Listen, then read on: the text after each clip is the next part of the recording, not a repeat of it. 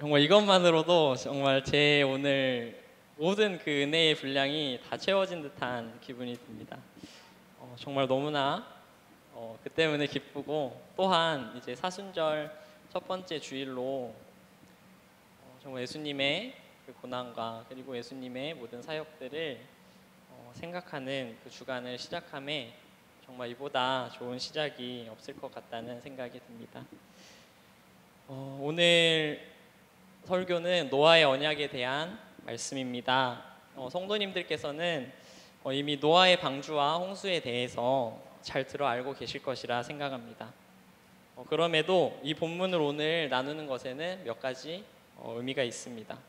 먼저 오늘이 사순절 첫째 주일이기 때문입니다. 이제 지난 수요일부터 제의 수요일로 시켜서 이제 부활절 이전 주일을 제외한 40일 동안을 우리는 사순절로 지키고 있습니다. 그런데 땅의 악함을 보시고 비를 내리셔서 홍수로 생명을 멸하실 때 성경에 보면 40주야 동안 비가 땅에 쏟아졌다고 기록을 하고 있습니다. 또 성경을 찾아보면 이스라엘 백성이 약속의 땅에 들어가기까지 광야에서 머물렀던 기간도 40년이었습니다. 그리고 예수님께서 공생애를 시작하기 전 금식하며 시험을 받으셨던 그 기간도 며칠인가요? 네, 40일이었습니다. 사실 되게 이 40이라는 숫자가 성경에 자주 나오게 됩니다. 그런데 이 40이라는 숫자 자체가 중요한 것이 아니라 이렇게 성경에서 꾸준히 반복되고, 그리고 지금 이 순간에서도 이 자리에서도 반복되고 있는 하나님의 구속사는 그 언약의 대상에게 준비되는 시간과 그리고 회개와 성화의 시간을 요구하고 있다는 점에 우리는 주목해야 합니다.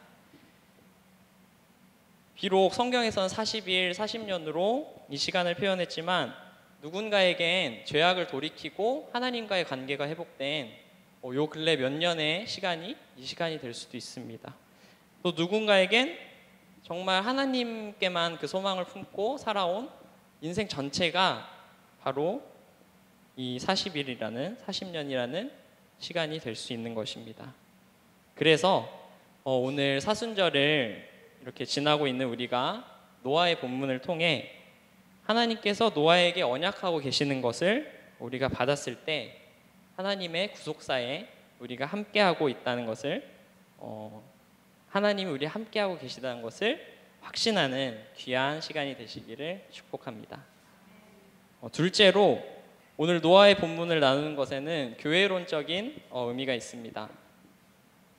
제가 처음 이 성광교회에 오게 된 그러니까 부임하게 된 날짜는 사실 작년 성탄 전야, 그러니까 12월 24일이 주일이었는데 그때 제가 오게 됐었습니다. 근데 제가 이 성광교회를 처음 오게 된 거는 그날이 아니라 그 전에였는데 바로 그 면접을 보러 왔을 때였습니다. 사실 이게 되게 몇 달 지나지도 않았는데 저는 꽤 오래전 일처럼 여겨집니다. 당시에 제 최 목사님이랑 면접도 이렇게 잘 화기애애하게 보고, 그리고 이제 김 목사님을 통해서 잠시 교회 건물을 안내받던 중에 이제 기억에 남았던 게 제가 있습니다. 뭐냐면 이제 아담한 우리 중고등부실을 이제 본 뒤에 이제 제가 잠깐 생각에 잠겼었거든요. 그 다음에 이제 김 목사님을 따라 본당 우리 예배당을 이제 보러 올라오게 됐었습니다. 근데 저는 이 조금 독특한 이 앞부분에 우리 예배당 앞부분의 모양에 대해 좀 궁금함을 가졌었습니다. 성도님들도 보시다시피 이렇게 사다리꼴 모양으로 뾰족하게 들어가 있는 부분에 대해서 말입니다. 그때 김 목사님은 아마 이 형상이 방주의 모습을 본따서 만들었을 것이라고 말씀해 주셨습니다. 이것의 진위는 이제 그 뒤로 제가 확인해 보진 않아서 확실치는 않지만 하여튼 맞는 것 같습니다. 보면은 그렇죠? 예. 근데 이제 제가 생각나는 것은 당시에 이제 그 말씀을 듣고 느꼈던 저의 마음들입니다. 뭐냐면 제가 이렇게 전통이나 역사 같은 그런 요소들을 좋아하는데 우리 예배당에서 그런 모습들이 느껴지는 겁니다. 그리고 약간 이 예배당이 이렇게 클래식하게 나무로 이렇게 다 돼 있어서 제가 또 나무 이제 인테리어를 좋아하거든요. 근데 이제 그런 모습들이 예배당이 내 스타일이다. 이제 그런 생각이 딱 들었습니다. 예. 그리고 무엇보다 이제 그때 품었던 저의 마음은 이거는 제가 처음 얘기를 하는 건데 우리 목사님도 모르고 계시는데 그때 아직 이제 면접만 보고 딱 올라와서 제가 들던 생각은 여기에서 예배를 드리고 싶다. 이제 그런 생각이 들었습니다. 그런 생각을 그때 품었었던 게 기억이 나는데 이렇게 지금 이곳에서 예배를 드리고 있는 게 정말 모두 하나님의 은혜입니다. 사실 방주는 이 교회를 비유함에 있어서 흔하게 사용되는 상징입니다. 노아의 방주는 구원의 방주로서 이 악에 대한 하나님의 심판 속에서 건짐을 받은 노아의 가정과 또 동물들이 타고 있었기 때문입니다. 근데 그래서 이 방주는 더 이상 죄 아래 종로를 타는 것이 아니라 믿음으로 구원을 선물로 받은 우리 하나님의 자녀들이 모인 공동체, 그 교회가 바로 이 방주와 비슷한 점이 또 많습니다. 그래서 오늘 노아에게 언약하시는 이 하나님의 말씀을 통해 더욱더 이 교회의 생명력이 풍성하여지고 또 구원의 방주가 확장되는 그런 귀한 축복이 우리 성광교회에 임하시기를 축복합니다. 자, 오늘 본문은 이제 노아의 언약의 본문인데 사실 노아의 언약이라기보다 노아에게 하나님이 주신 언약입니다. 홍수가 있은 후에 노아와 그 아들들 셈과 함과 야벳을 부르셔서 약속을 하시는 장면입니다. 이것은 또 이 모세오경에 나온 첫 번째 언약이기도 합니다. 홍수를 하나님이 허락하신 이유가 무엇이었나요? 바로 창세기 6장 11절에 보면 그때에 온 땅이 하나님 앞에 부패하여 포악함이 땅에 가득한지라 하나님이 보신즉 땅이 부패하였으니 이는 땅에서 모든 혈육 있는 자의 행위가 부패함이었다고 기록하고 있습니다. 그래서 하나님께서는 이 세상에 죄악이 가득함과 그리고 사람들이 그 마음으로 생각하는 것에 항상 악할 뿐임을, 그 모든 계획이 항상 악할 뿐임을 보시고 땅 위에 사람 지으셨음을 한탄하셨다고 기록을 하고 있습니다. 모든 혈육 있는 자의 포악함이 땅에 가득해서 그 끝날이 내 앞에 이르렀으니 내가 그들을 땅과 함께 멸하리라고 말씀하고 계셨던 겁니다. 그럼에도 하나님은 어떠하셨나요? 신실하셨습니다. 의인이었고 당대의 완전한 자였던 노아를 통해 구원의 희망을 담은 방주를 예비하신 것입니다. 이는 이스라엘을 위해 고통받고 있는 이스라엘을 위해 모세를 담은 갈대상자를 예비하신 바로 그것이고 또 우리 모든 인류를 위해 말구유 속의 아기 예수님을 예비하신 바로 그 사건입니다. 노아의 때에 그 끝날이 내 앞에 이르렀다 하는 그 말씀이 지금 우리 시대에 우리들에게 하시는 말씀으로 자꾸만 들리는 마음들이 있습니다. 홍수 전에 노아가 방주에 들어가던 날까지 사람들이 먹고 마시고 장가가고 시집가고 있으면서 홍수가 나서 그것들을 다 멸하기까지 깨닫지 못하였으니 인자의 임함도 이와 같으리라고 누가 말씀하시냐면 바로 예수님이 말씀하고 계십니다. 바로 마태복음 24장 37절에 보면 예수님께서도 노아의 때와 같이 인자의 임함도 그러하리라 라고 말씀하고 계신 것입니다. 사실 언제나 노아의 때였습니다. 지난 인류의 역사를 돌아보았을 때 세상이 하나님의 말씀보다 또 그 말씀에 대한 믿음보다 사람들 자신의 그 이성에 대한 믿음을 앞세울 때마다 어떻게 되었습니까? 그 결과는 참혹한 전쟁이었고 또 비참한 죽음들이었고 가난들이었고 굶주림들이 있었습니다. 그럼에도 세상은 다시금 그 인간의 이성적 판단으로 자신들의 구원을 꿈꾸고 있는 것입니다. 이번에는 그런 철학 같은 것이 아니라 과학기술이라는 바뀐 이름으로 나타나지만 여전히 스스로 구원하려는 그런 모습들로 죄를 향해 달리고 있는 것입니다. 이러한 시대 속에서 우리의 삶으로 돌아와서 그 40일간의 홍수를 견뎌낸 노아와 그 아들들에게 하나님이 약속하고 계시는 바가 무엇인지 한번 알아봅시다. 오늘 본문 9절, 10절을 한번 같이 읽어봅시다. 시작. 내가 내 언약을 너희와 너희 후손과 너희와 함께한 모든 생물 곧 너희와 함께한 새와 가축과 땅의 모든 생물에게 세우리니 방주에서 나온 모든 것 곧 땅의 모든 짐승에게니라. 아멘. 그래서 우리는 이 본문을 통해서 하나님께서 단순히 노아와 그 아들들에게만 약속하고 계신 것이 아니라 땅 위에 호흡이 있는 모든 생물들에게 약속하고 계신 것을 알 수 있습니다. 이 노아에게 주신 언약의 주 내용은 다시는 모든 생물을 홍수로 멸하지 아니하신다는 약속이었습니다. 우리 본문 11절을 한번 같이 읽어봅시다. 시작. 내가 너희와 언약을 세우리니 다시는 모든 생물을 홍수로 멸하지 아니할 것이라. 땅을 멸할 홍수가 다시 있지 아니하리라.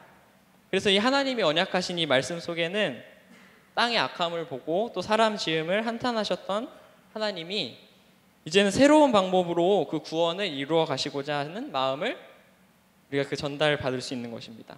그리고 노아가 그 가족들이 홍수로 인해 그리고 하나님의 그 맹렬한 진노로 인해 가지게 되었을 두려움과 그리고 공포에 대한 부분들을 하나님께서 만지고 계신 것들 알 수 있습니다. 정말 하늘에 먹구름이 끼는 것을 볼 때마다 그 처참한 심판에 대한 공포에 사로잡힌다고 한번 생각해 보십시오. 하나님께서는 그러한 노아와 그 가족들 그리고 모든 숨쉬는 땅의 생물들을 위해서 그 마음을 살피셔서 다시는 홍수로 땅을 멸하지 않겠다고 약속하고 계신 것입니다. 이렇게 하나님께서 노아에게 언약을 주시는 장면에서 우리는 하나님의 몇 가지 모습들을 발견할 수 있습니다. 첫째로 하나님께서는 우리의 마음을 살피시는 분이라는 것입니다. 오늘 본문에서 볼 수 있었던 것은 노아와 그 아들들에게 복을 주시면서 격려하시는 하나님의 모습입니다. 너희는 생육하고 번성하여 이 땅에 충만하라 그렇게 말씀하고 계십니다. 또한 모든 산 동물을 너희의 먹을 것으로 허락하시며 그러니까 이렇게 육식을 허락하신 것도 바로 이때입니다. 우리 성도님들 이렇게 명절 때 고기 많이 드셨죠? 네, 저도 가서 갈비찜 많이 먹고 왔는데 바로 여기 그 기원이 있는 겁니다. 예. 그리고 또 하나님께서 모든 짐승의 공중의 새와 땅에 기는 것들이 사람을 두려워하도록 하셔서 동물들을 사람의 손에 붙이셨습니다. 그리고 무엇보다 중요한 것은 생명의 존귀함을 세우시면서 그 근거로 하나님의 형상으로 우리가 창조되었다는 것을 다시금 확증하셨습니다. 이건 6절의 말씀인데요. 다른 사람의 피를 흘리면 그 사람의 피도 흘릴 것이니 이는 하나님이 자기 형상대로 사람을 지으셨음이니라. 아멘. 그런데 우리는 종종 두려움과 걱정에 사로잡힐 때가 있습니다. 중고등부 겨울 수련회 때의 일입니다. 중고등부 아이들과 수련회 첫째 날을 은혜롭게 마치고 잠실에 있는 롯데월드에 갔습니다. 가서 아이들과 몇 가지 놀이기구를 타다가 같이 가보기로 마음이 모아진 것이 바로 공포의 집이었습니다. 이렇게 줄을 서서 입장하는데 안에 이렇게 불이 다 꺼져 있어서 앞이 캄캄했습니다. 그리고 바닥이 울렁거리는 장치가 돼 있었고 이렇게 가면을 쓴 알바생이 이렇게 튀어나와서 우리를 놀래켰습니다. 그리고 이렇게 기괴한 소품들이 진열되어 있었습니다. 사실 저는 이제 그것들이 정말 하나도 무섭지 않았지만 무서워했던 사람은 다름이 아니라 우리 덕형이었습니다. 네. 덕형이가 가장 앞장을 서가지고 그걸 헤쳐가는데 사실 이게 무서워하는 연기를 한 건지 아니면 정말로 무서웠던 건지 이건 알 도리가 잘 없지만 살짝 의문이 들어요. 근데 아주 정말 앞에서 아주 쓰러지고 난리를 아주 피웠던 것을 기억을 잘 하고 있습니다. 그런데 뒤따라서 다른 팀으로 들어왔던 더 어린 친구들의 말을 들어보면 솔직하게 좀 무서워했었다는 것을 알 수가 있습니다. 뭐냐면 친구들이 이렇게 말을 합니다. 컴컴해서 아무것도 안 보여서 무서웠어요.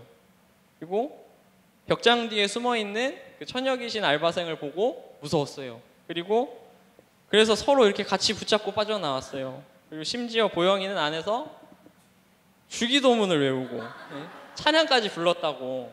그런 정말 그러니까 잘 외웠겠죠. 근데 그 말을 듣고 보니까 아이들의 시각에서는 정말 무서웠긴 했나 보다 그런 생각을 하게 됐습니다. 근데 그럼에도 그 롯데월드에서 그곳이 제일 재밌었다고 나중에 아이들이 말하고 있었던 건 그 시간이 자신의 감정이 가장 솔직했던 그런 시간이었고, 또 그것들이 원래는 사람들에 의해서 꾸며진 것임을 이미 알고 있었기 때문이라고 생각을 합니다. 그런데 이렇게 픽션으로 만들어진 공간이 아니라 우리가 삶에서 정말로 두려움을 느끼는 현실은 어떤 때일까요?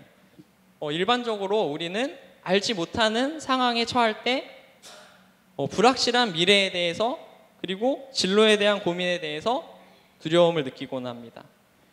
그러한 것들 중 또 가장 현실적인 두려움은 바로 사람에 대한 두려움입니다. 이런 속담이 있습니다. 10길 물속은 알아도 한 길 사람 속은 모른다. 그런 속담이 있듯이 우리의 기대와 예상을 깨고 두려운 일들이 벌어지는 것 속에서는 알 수 없는 사람의 마음이 있는 것입니다. 이번에 명절에서 미국에서 끔찍한 총기 테러가 일어났는데, 사실 그 학생이 그렇게 할 줄 누가 예상을 했겠습니까? 이렇게 이 겉으로 드러나지 않는 타인의 끝없는 그 악의에 대한 것에 걱정하고 두려워하는 것이 우리의 삶의 모습임을 발견할 수 있습니다. 그러나 오늘 본문에서 하나님께서 노아와 그 가족들의 마음을 살피시고 또 두려워하고 있는 그들에게 복을 주시면서 격려와 위로의 말씀을 하고 계신 것입니다. 정말로 하나님은 우리의 마음을 살피시는 분이신데, 바로 로마서 8장에서 하나님은 마음을 살피시는 이라고 기록하고 있습니다. 또 히브리서 4장에서는 하나님의 말씀이 살아있고 활력이 있어서 영과 혼과 및 관절과 골수를 찔러 쪼개며 마음의 모든 생각과 뜻을 판단하신다고 기록하고 있습니다.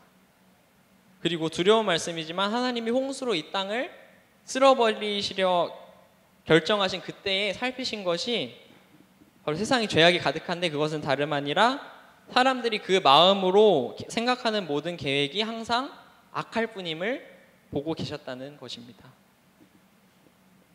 위대한 종교 개혁자이자 신학가인 칼뱅의 해설을 잠깐 가져오자면, 공포와 두려움의 원인을 그는 불신에서 찾고 있습니다. 하나님은 하늘에 먹구름이 덮일 때마다 홍수에 대한 공포에 사로잡히지 않게 하려고 이 세상이 다시는 침수되지 않을 것이라고 말씀하신 것이다. 이를 통해 이 걱정의 근거가 사라져버린 것이다. 그리고 만약 우리가 불신을 하기 쉬운 인간의 마음의 경향을 곰곰이 생각해 볼 때 이런 증거가 당대의 완전한 자였던 노아에게도 필요하지 않았다고 단언할 수 없다. 그리고 정말로 현재에는 불신의 풍조가 노아 시대 못지않게 넘치고 있기 때문에 하나님의 말씀, 그것이 마치 수천 개의 빗장과 장대가 되어 불신의 물이 터져 나오지 않게 해야 한다. 이렇게 그는 기록하고 있습니다. 그래서 이 칼뱅의 표현을 잠깐 빌리자면, 불신은 즉 홍수가 되어서 우리를 빠뜨리는 것입니다. 그리고 우리를 멸망시키는 것입니다. 이미 하나님께서 약속하심으로 우리가 두려워하는 그 근거를 깨뜨리셨습니다. 우리들 마음엔 여전히 두려움이 있을지 몰라도 하나님은 그분의 약속으로 자녀된 우리에게 이미 그 두려움의 원인이 사라졌음을 믿으시길 바랍니다.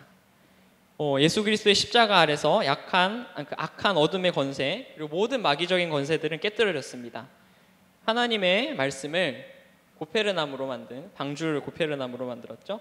고페르나무로 만든 그 빗장처럼, 그리고 물을 막고 있는 그 발려진 역청처럼 하나님의 말씀을 의지하시면서 홍수처럼 들어오는 그 불신의 모습들을 막아내는 귀한 성광교회 여러분들이 되시기를 축복합니다.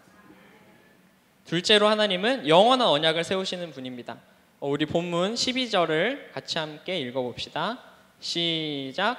하나님이 이르시되 내가 나와 너희와 및 너희와 함께하는 모든 생물 사이에 대대로 영원히 세우는 언약의 증거는 이것이니라. 하나님은 하나님만이 모든 시간과 공간을 초월하신 분이시기 때문에 우리에게 영원한 약속을 하실 수 있습니다. 시간에 철저하게 매인 우리는 그 영원한 약속을 이해할 수도 또 이행할 수도 없지만 전능하신 하나님께서는 하실 수 있는 것입니다. 하나님께서 언약으로 그 영원한 약속을 어떻게 증거하고 계신지 다 함께 13절을 읽어봅시다. 시작. 내가 내 무지개를 구름 속에 두었나니 이것이 나와 세상 사이의 언약의 증거니라. 아멘. 그래서 성경을 보면은 하나님께서 다양한 인물들에게 약속하시는 모습들을 볼 수가 있는데 이 약속을 받은 인물이 신실하게 하나님께 삶으로 응답하였을 때 하나님께서는 그 생전에라도 혹은 생후에라도 그 약속을 반드시 이루시는 모습들을 볼 수 있습니다.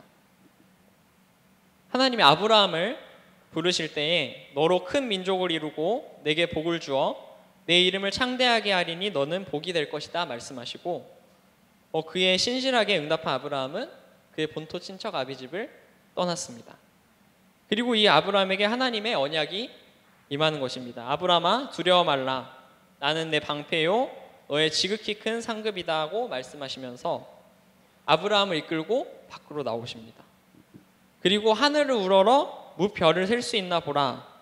너의 자손이 이와 같으리라고 말씀하고 계십니다. 그리고 그 약속은 이스라엘 민족으로 그리고 오늘날의 영적인 이스라엘로 별과 같은 복의 자손들을 볼 때에 하나님께서 정말로 그 약속을 이루셨음을 알 수 있습니다. 이번 설에 저는 춘천에 계신 할아버지 댁에 다녀왔습니다.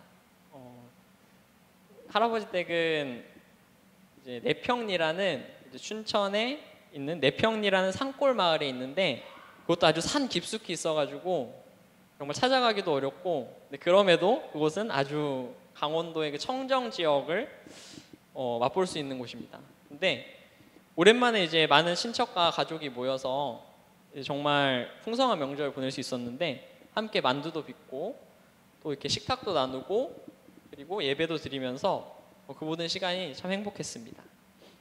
그런데 제가 할아버지 댁에 갈 일이 생기면 늘 기다리고 기대하는 것이 있습니다.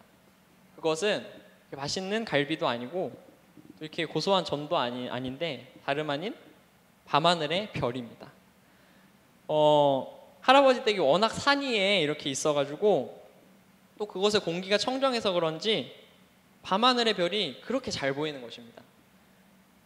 이제 가끔은 떨어지는 유성도 볼 수 있고 또 온갖 별자리들을 서울에서는 구경도 못한 그런 별자리들을 그곳에서는 다 볼 수 있는 것입니다. 그런데 제가 그것들을 볼 수 있기 때문에 그 기대하는 마음들이 있는데 이곳에는 제가 그 밤하늘을 보면서 정말 그 창조주 하나님의 위대함과 신비들을 마음에 느낄 수 있었기 때문입니다. 그래서 정말 그것들을 보는 것을 늘 기대하고 기다리는 마음들이 제 안에 있습니다. 그리고 정말로 그 별을 볼 때마다 아브라함에게 주신 그 하나님의 축복이 그 자리에서 오늘 나에게도 임하는구나 라는 그것이 정말 제 마음속에 은혜로 다가오는 것을 늘 경험할 수 있었습니다. 이번에도 가족들과 함께 별을 봤는데 정말 은혜가 풍성한 시간이었습니다. 그런데 이는 정말 너무나도 큰 감격이고 은혜인데 성경 속의 믿음의 인물들에게 약속하신 하나님의 말씀의 증거를 창조주이신 그분의 창조물들로 세우시는 것은 어떻게 보면 하나님만이 창조주이시니까 하나님만이 가지신 권리이며 또 창조주의 면모라고 할 수 있습니다. 이것들을 한번 가져가시면서 본문 14절과 15절을 같이 읽어보겠습니다. 시작. 내가 구름으로 땅을 덮을 때에 무지개가 구름 속에 나타나면 내가 나와 너희와 및 육체를 가진 모든 생물 사이에 내 언약을 기억하리니 다시는 물이 모든 육체를 멸하는 홍수가 되지 아니할지라. 아멘. 오늘 본문에서 노아에게 보여주신 이 무지개는 이미 노아도 전에 본 적이 있을 것입니다. 왜냐하면 비가 있고 또 빛이 있다면 무지개는 어디에나 있기 때문입니다. 하지만 창조주 하나님께서 그것을 언약의 증거로 세우실 때에 그 이후부터는 무지개는 완전히 다른 의미가 되는 것입니다. 이제 그 무지개를 볼 때마다 하나님께서 인간의 악함으로 이 땅을 다시 홍수로 멸하지 아니하시겠다는 그 약속을 우리는 생각할 수 있고, 하나님께서 우리의 마음을 만지시는 분이라는 것을 우리가 늘 떠올릴 수 있는 것입니다. 그래서 그러한 약속은 노아와 또 우리 사이에, 그리고 아브람과 우리 사이에 그 수천 년의 시간을 뛰어넘어서 여전히 유효한 영원한 언약인 것을 바로 이 무지개를 통해 증거로 세우고 계신 것입니다.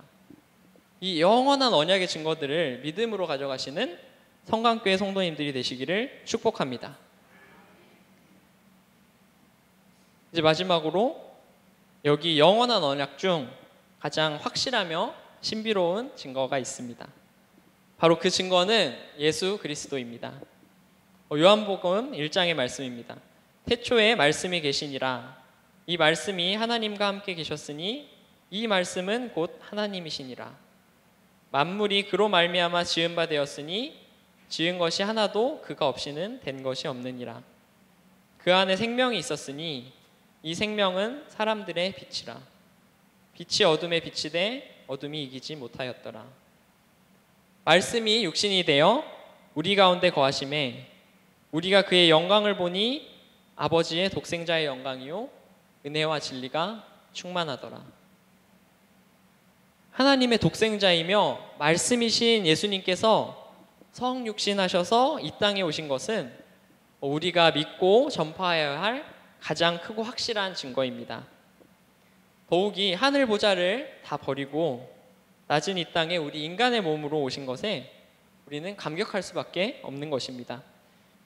이보다 하나님의 신실하신가 그 구원의 언약에 확실한 증거가 없는 것입니다. 사순절을 지나면서 예수님의 삶을 돌아보시기를 원합니다. 참 하나님과 참 인간으로 오셔서 모든 율법을 지키시고 사랑으로 완성하신 예수님의 모습들을 여러분들의 믿음의 증거로 삼으시기를 축복합니다. 예수님 우리와 똑같이 시험을 받으신 이로되 죄는 없으신 분이십니다. 그렇기 때문에 그 자체로 약속이 되신 분이고 증거가 되신 분이고 또 우리의 대제사장이 되실 수 있는 것입니다. 십자가에서 죽으심으로 모든 죄를 대속하시고 부활 승천하신 예수님은 반드시 다시 오신다고 약속하고 계십니다. 노아에게 주시는 하나님의 언약이, 그리고 아브라함에게 주시는 그 언약이, 그리고 예수님을 통해 우리의 삶으로 뚫고 들어오는 이 언약이 바로 하나님께서 우리와 맺으시는 영원한 언약인 것입니다. 제 말씀을 마무리하면서 하나님께서 우리의 마음을 살피시는 분이심을 기억하시기 바랍니다. 두려워하지 마십시오. 우리 하나님은 믿음의 자녀들에게 복이 되시고 막는 방패가 되시고 생명이 되십니다. 그리고 하나님은 영원한 약속을 하시는 신실하신 창조주 하나님이심을 기억하십시오. 이 눈에 아무 증거가 아니 배어도 믿음만을 가지고서 늘 걸으며 이 귀에 아무 소리 아니 들려도 하나님의 약속 위에 굳건하게 서시는 모든 성강교회 성도님들이 되시기를 축복합니다. 요즘은 무지개를 자주 보기는 힘들지만 이렇게 구름 사이에 걸린 무지개를 보면서 다시 오실 예수님을 생각하는 것은 우리 신앙인의 눈으로 보았을 때 자연스러운 일이라는 생각이 듭니다. 우리에게 가장 큰 증거가 되고 또 영원한 구원의 언약이 되시는 그분 바로 예수님을 믿으시는 귀한 성강교회 성도님들이 모두 되시기를 축복하면서 함께 본문 16절을 다 같이 읽고 말씀을 마치겠습니다. 16절을 읽겠습니다. 시작. 무지개가 구름 사이에 있으리니 내가 보고 나 하나님과 모든 육체를 가진 땅의 모든 생물 사이에 영원한 언약을 기억하리라. 아멘. 기도하겠습니다. 주님 참으로 감사드립니다. 이렇게 사순절을 지나는 오늘 이 노아에게 주신 하나님의 언약을 통하여 하나님께서 정말 우리의 마음을 만지시는 분이시며 그리고 우리와 영원한 언약을 맺기 원하시는 분이라는 것을 알게 하시니 감사합니다. 우리들이 마음속에 두려움이 있는 것들은 그 모든 근거를 주님께서 없애셨음을 선포합니다. 주님, 주님에 대한 믿음으로 우리 마음속에 그 두려움들을 극복하게 하시고 오직 주의 자녀된 합당한 자들처럼 살게 하여 주시옵소서. 또한 주님께서 약속하신 그 무지개와 같이 영원한 언약으로 가장 확실한 증거로 예수님을 보내주심을 고백합니다. 주님, 정말 예수님을 우리의 삶으로 받아들이게 하시고 예수님의 모든 삶의 모습들을 닮아가게 하시고 예수님께서 전파하신 그 말씀과 생명력 있는 그 사랑이 우리 성강교회의 모든 성도님들의 것이 될 수 있도록 인도하여 주시옵소서. 이 모든 사순절을 주님께서 끝까지 인도하여 주실 줄 믿사오며 예수님 이름으로 기도드립니다. 아멘.